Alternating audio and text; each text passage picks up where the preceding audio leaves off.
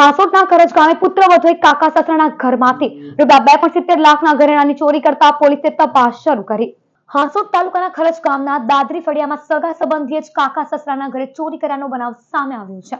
બનાવ અંગે પોલીસમાં ફરિયાદ નોંધાતા તપાસ હાથ ધરાઈ છે. મૂળ ચીકડા ગામના અને હાલ ખરજ ગામના દાદરી ફળિયામાં રહેતા જેઠાભાઈ વસાવાના ઘરે તેમના સગા ભાઈની પુત્રવધુ અને કુવાદરના ઓમ રેસિડેન્સીમાં રહેતી નિવેદિતા વસાવા ઓક્ટોબરમાં મુલાકાતે આવી હતી.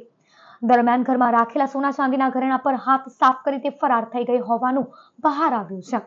ચોરીમાં ગયેલ મત્તાની અંદાજિત કિંમત રૂપિયા 2.70 લાખનું હોવાનું જણાવ્યું છે. ઘટનાની જાણ થતાં જેઠાભાઈ વસાવાએ હાંસોટ પોલીસ સ્ટેશન ખાતે ફરિયાદ નોંધાવી છે.